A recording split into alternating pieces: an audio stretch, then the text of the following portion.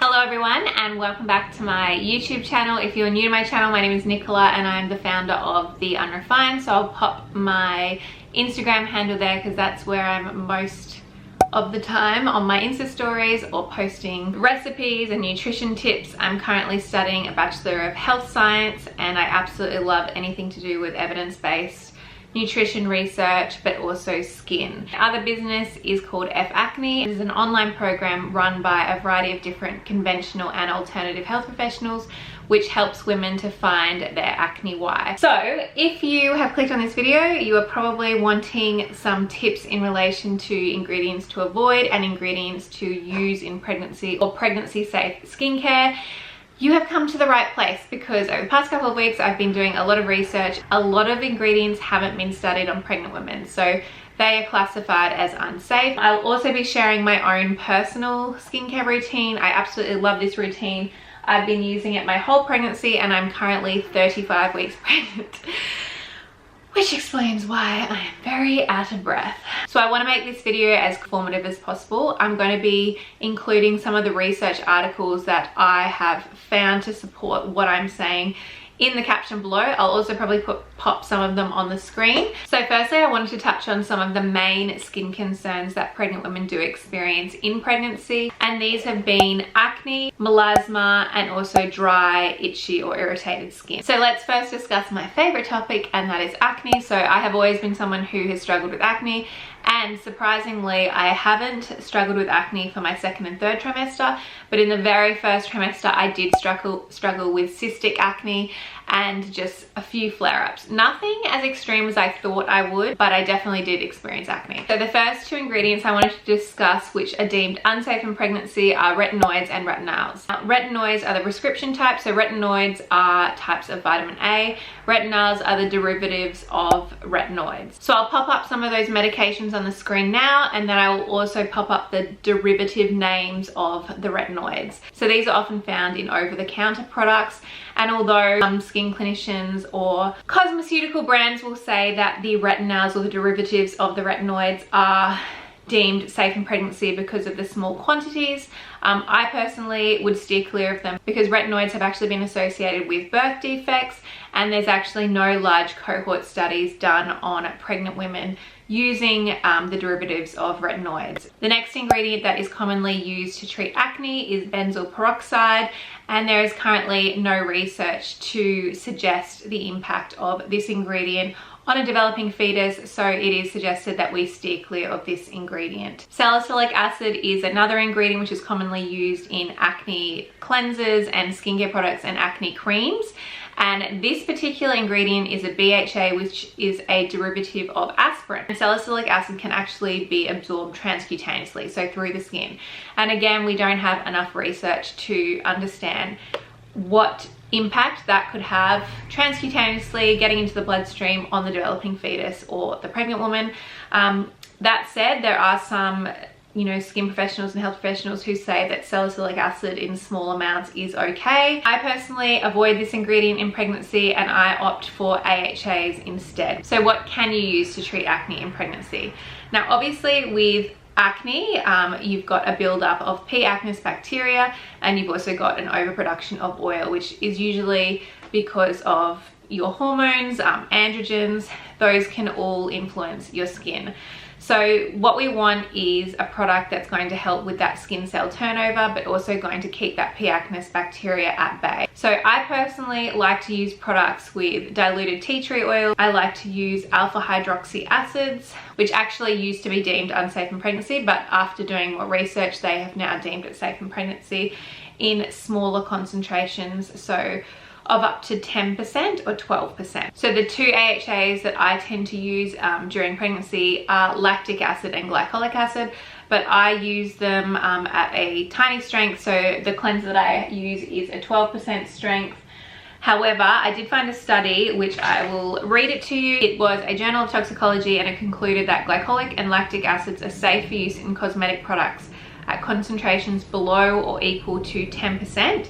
You do need to ensure you are wearing sunscreen if you're going to use AHAs in pregnancy. Studies examining the use of glycolic acid in human pregnancy have not yet been conducted. However, using topical glycolic acid during pregnancy should not be of concern, as only a minimal amount is expected to be absorbed systemically. So I have made the decision to use those products because they really help my acne, and because they're in such low concentrations in the products I'm going to show you, I find that they are really amazing for my skin. The other ingredient that is said to be safe in pregnancy and quite good is azelaic acid. I didn't do a lot of research on this one, but it was hyped up quite a lot for women to use in pregnancy. Now, in terms of skin treatments for acne, you can't get a AHA peel from, you know, a dermatologist or a skin specialist, because the AHA percentage is a lot higher than 10%, and that is not deemed safe in pregnancy. If you're going to use an AHA or do an AHA treatment cleanser, it's definitely best to get ones that are over the counter.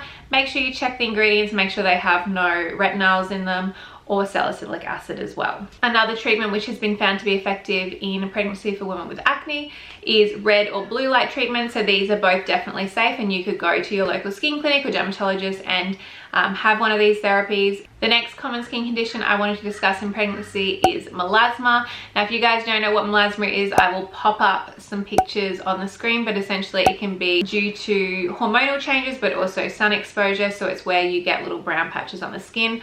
As I said earlier, I do have some melasma, and it has gotten worse in pregnancy. I've always had it, and I actually first developed it when I went on the contraceptive pill. So I believe mine started because of hormones. Now, a lot of products which are helping with hyperpigmentation or anti-aging or melasma often do actually contain retinols. So make sure that you don't obviously have any retinols or retinols in those products if you are going to choose one from over the counter. So one ingredient which is often found in a lot of bleaching creams is hydroquinone, and the scary thing about this ingredient is that its transcutaneous absorption rate is 35 to 40%, so it's a lot higher than any other ingredient, and it also hasn't been studied or deemed safe in pregnancy. So there's actually no research of this particular ingredient or its effects on a developing fetus. So that is why you should completely avoid this particular ingredient. Now, how do we actually reduce or manage melasma? Unfortunately, you know, a lot of women, like my mum for instance, she had melasma all over her face during pregnancy,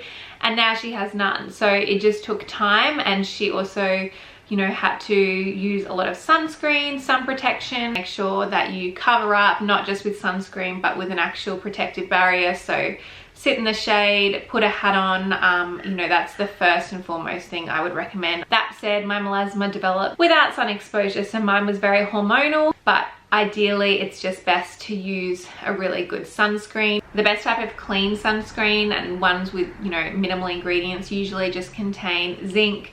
Titanium dioxide is another good ingredient. Iron oxide, if you find one with iron oxide, it actually contains additional protection against broader wavelengths, which are said to be associated with the development of melasma. Now, in terms of the last common skin concern, which is dry and itchy skin, I personally find that just using a really simple moisturiser, I also use a body serum, and I also use a body oil, is highly effective for someone with sensitive skin. I have experienced a little bit of a rash in the 3rd trimester, and the first day that I started experiencing this rash was the day that I started using a new moisturiser with fragrance. So now I'm going to get into my current skincare routine. Now, this is universal for pregnant women / anyone. It's also acne friendly. I use these products when I'm not pregnant, and when I do have breakouts. I have a treatment cleanser, and then I also have a gentle cleanser, which I'm going to go into. So the first product that I absolutely love is the Skinstitut Gentle Cleanser. Now, this is more of a conventional product. It's not natural. It still has some synthetic ingredients in it, but I find that this is the most gentle cleanser for me, and it's been the cleanser that I have used for more than 2 years. It contains aloe vera, which, you know, helps to reduce inflammation, but also hydrates. It also contains green tea, which is an antioxidant. It also contains goji berry extract, which is high in vitamin C, and it does contain a tiny amount of lactic acid, which obviously helps with that skin cell renewal. So I love this product. I usually double cleanse when I've been wearing makeup, and I just use a microfiber to wash away the cleanser and wash away any product left on my skin. Now, this face cloth that I use actually is an antibacterial silver cloth, so it actually has silver interwoven in the fibers. My mum sells these and I've been using them since high school, so I'll pop a link down below if you ever want to check out this product. But I love these microfibers. They're not as rough as, you know, your average face cloth, and they always remove my makeup, which I love. If you are someone who is struggling with acne in pregnancy, I highly recommend using a treatment cleanser 2 to 3 times per week. I love the glycolic cleanser 12%. Now, as I said earlier, this is deemed safe in pregnancy just because it is a lower strength of glycolic acid. So this is an alpha hydroxy acid, an AHA, and it helps to increase the skin cell turnover while also being antibacterial. It also contains tea tree, so I love the smell of the tea tree, and it feels really mentholy on your face after you've used it. And you feel super clean but without being tight and itchy, if that makes sense. Now, this is an optional product. I just use this for hydration after I've used my cleanser. I always like to use a hydrosol after I've cleansed, and I even spritz myself with it during the day. I do like this as almost a carrier for my moisturiser and my serum. Now, this serum, which is called the BF serum, is by a brand called Biology. I have been using this brand ever since I fell pregnant, and I am obsessed with it. All of the products in the Biology range contain the highest concentrations of plant extract. So this particular serum, there are so many in the range, but this is my favorite because it is not only a body serum, but you can also use it on your face, and it is so hydrating, but also it really helps to reduce inflammation. So when I had acne, I started using this and I noticed a massive difference in my skin. So this particular BF serum is 100% finger lime. These are just 2 bottles that I've been through in one of my trimesters, but the reason I keep the bottles is that you can return them to the brand and, you know, be environmentally friendly. But I absolutely love this product under my moisturizer or at night time. I find that my skin is so hydrated, and it also, if I have any skin concerns, for example, a couple of weeks ago I was getting a rash around my belly, and that was after I started using these skincare products with fragrance. I immediately stopped using those skincare products and just used the BF serum all over my body, and literally within one night the rash had disappeared. So these products are amazing. Finger lime also has a really high concentration of vitamin C. It actually has 3 times the amount of vitamin C than mandarin. It's not going to be like your conventional vitamin C serum, which is like a film on top of your hand. These are actually quite sticky. And when you first start using them, it's like water on your skin, and it feels a little bit sticky. And after probably a week of using them, you will start to notice a massive difference in hydration of your skin.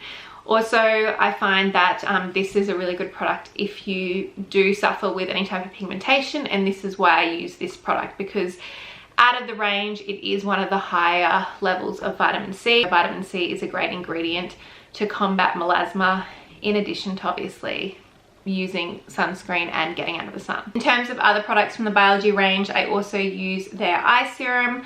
Again, it's a plant extract, and I find that it is really hydrating around the eyes. I use it for fine lines. Some of you may not have fine lines, but I really like these 2 products. They also have a rosehip oil, and I wanted to touch on the moisturizer that I use during the day. So when I'm not outside and I'm not using an SPF, I use the Skinstitut Moisture Defence moisturizer, and I add a couple of drops of rosehip oil. I find that that is super hydrating on top of the BF serum, and it has no fragrance. This has no fragrance. This has no fragrance, and my skin does not react to it, and I just feel really glowy after I've used it. So love these 2 products. I don't have any discount code for the Skinstitut products, but I do have a discount for the Biology products.